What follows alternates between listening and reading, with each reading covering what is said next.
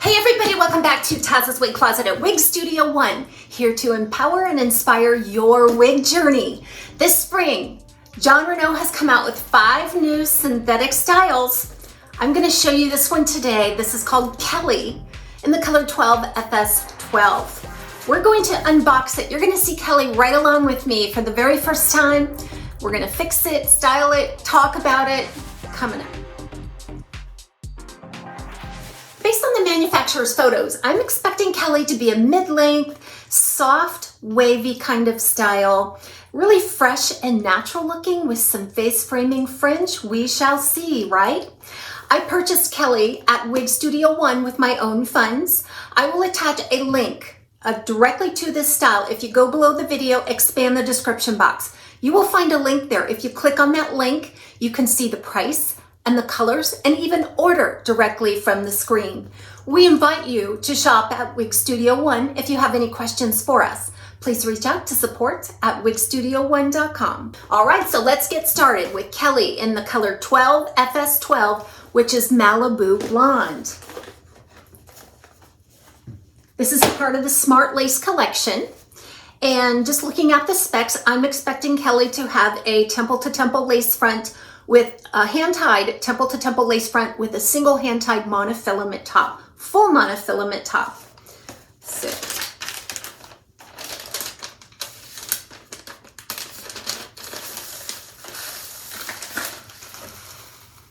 all right. Part is in a nice weave pattern there, which I always love to get in there and disrupt that right away.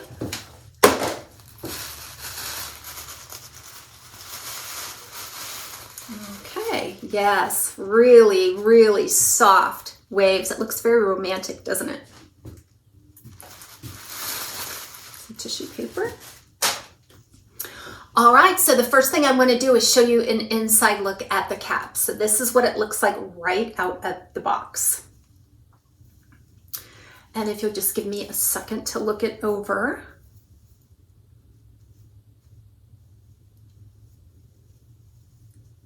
Nicely constructed cap by Jon Renau. So there's your temple-to-temple lace front. Now it does not extend back into the ear tab. There is a seam that adjoins the hand-tied lace front to the single monofilament top. It looks like you're going to get a nice apparent look of scalp through those monofilament features, and we'll check it out again when I apply it. There's a closed velvet ear tab, lots of fiber spliced in there, so I'm expecting some really nice coverage. I generally get pretty good coverage from Jon Renau. There's a nice wire stay in there. Just a standard felted nape here with the Velcro style adjusters. Lots of wefting and darting here. I will discuss the fit with you as soon as I apply it. So I really don't want to do anything more other than remove the tags so that I can apply it and right away give you some feedback on the fit of the cap. We'll take a look at the style before anything is done, like literally right from the manufacturer.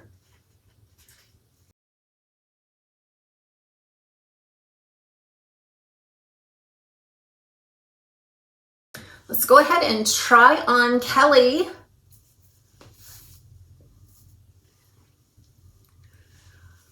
Okay.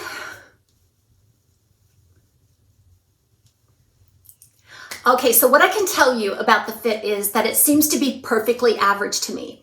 I sense that I am going to have to make a small adjustment for my 21¼ inch circumference, but not a drastic one. I am not sensing any baggy cap anywhere on this cap. Just a little bit of circumference adjustment should do the trick for my petite average circumference, which tells me this cap is perfectly average. You're going to see a very typical Jon Renau fit. Now, I was disappointed last year. The pieces that I explored in the Jon Renau's fall collection for 2021 seemed to be really large on me. In fact, I was unable to make a nice fit on most of those styles. So I'm glad to see that we have kind of migrated back to what we would consider a typical Jon Renau fit. Okay, and this is what it looks like right out of the box. I'm really loving it. I mean, sometimes when you pull a wig out of the box and you You can say, wow, you know, I could probably go out just like this without doing anything at all. It's always a really nice feeling. It's a good sign that you're gonna love the style.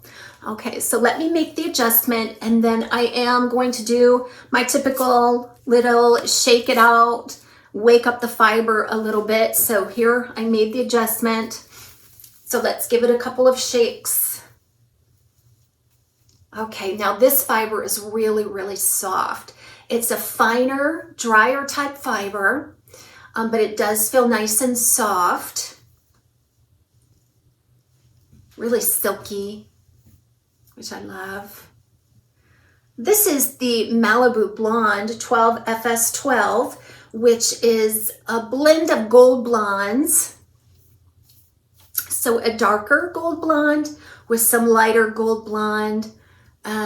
You know, some of that, like there seems to be a little beige or honey in there too, but for the most part, I think this is going to lean a bit warm. And I have seen variability among the Malibu Blondes. Some are have more gold in them than others, more of a warmer cast to them. And I think this is probably going to be one of those. Although, you know, from what I can see on camera, it doesn't look to be too gold. Okay. Getting a really nice fit with just that minor adjustment there. Now, that's some really fine fiber around the face. So that's about 9.5 inches around the face. So that's going to stretch well below my 6.5 inch chin. So that's an accurate measurement there. I think it really nicely frames the face because then it just blends nicely into the bottom layers. All right, there is no contour that I'm noticing. It just kind of wants to hug the forehead. But isn't it pretty how it frames the face? First of all, a nice wispy fiber around the face is always eminently more natural looking, I think. Now this one is parted a little bit left of center, but you can certainly part it anywhere you want along that full monofilament top. So if you're right-hand parter, you can make that work. Just remember that sometimes if it's parted out of the factory, even though it's a full monofilament top, if it's parted a little bit left of center, you're going to see a little bit of resistance when you go to part it in the opposite direction. Don't let that scare you. Use the heat from your hand to kind of mold and shape that part in the way that you like it. All right. What do you think? Some beautiful bouncy wave there. That wave looks like, it looks like maybe there's some barrel curl there towards the bottom. The bottom half was a barrel curl that's just been mildly and softly deconstructed to give it a tousled look. Yes, I agree. This looks like a really just a fresh and natural, cute style, right? Just something that looks like, you know, all of your life you've had long hair and now you've just gone a little shorter and it's salon fresh, it's perky, it has an innocence, a femininity about it. So overall, we're looking at about 13 inches in length. And just kind of really thinking about these bangs. They kind of want to sweep back into the style, so I'm not really seeing that it's going to be a big, huge problem. There's a little bit of natural wave in the fringe as well, just kind of giving it a nice break point to surround the face instead of flopping in the face. I like that. Could you trim a shorter fringe? Absolutely. It feels really lightweight on, and again, I have to credit some of that to how well the cap fits me with making the right adjustment. When a cap fits well, it feels like air on your head.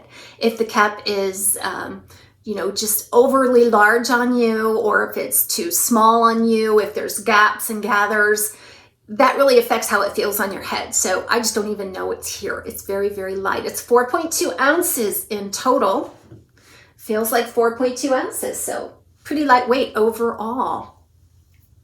beautiful layering. I think you could customize the choppiness on this quite a bit. So if you just want to get in there and sort of mess it up, that's really going to deconstruct that curl further. If you like a nice smooth, you could take your hands and just smooth the curl and then just pull it up slightly to create some buoyancy and a nice soft feminine look. So I really want to show you a close-up look of the lace front.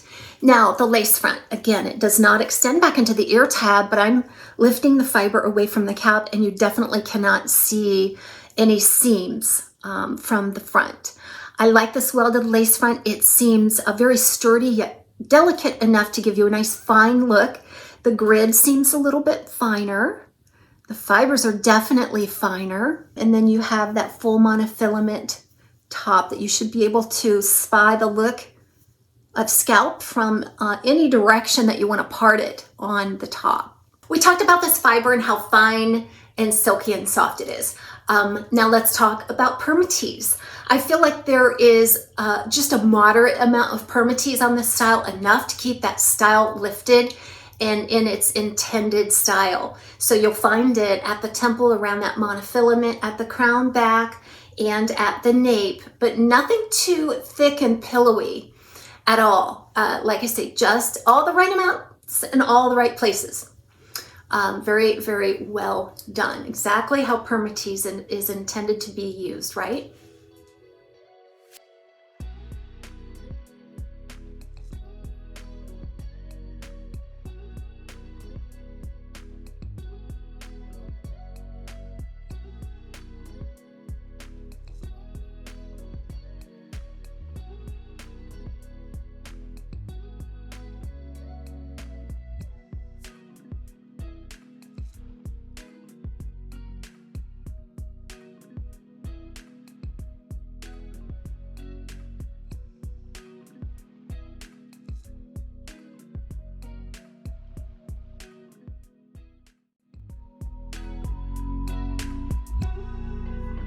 You saw me bring this right out of the box, and with very, very minimal effort, this is what you're getting. It's gorgeous right out of the box. It looks a lot like the manufacturer's photos, even better, because a lot of times they spray those wigs in their photo shoots and they look stiff and unnatural. But I'm here to tell you this one has beautiful movement. There's enough buoyant body in the curls to give it a little bit of bounce, but otherwise it just has a healthy human hair look and feel in its resilience, in its movement. That's something you can't find in the photos, right? That's why we love wig reviews. So I'm gonna go ahead and try with glasses. My glasses fit beautifully between the ear and the ear tab on this style. Really, really beautifully. So depending on your own glasses and your own head shape, this is probably going to be a good glasses friendly wig style. So what I'll do now is I'll just flirt with this style a little bit, kind of move it around for you. You get to know a style a lot in this styling segment. I hope this inspires you to style your wigs and understand the potential of the wig that I am reviewing. Everybody enjoy your day. Thanks for joining me on TAZSWIG Closet at Wig Studio 1.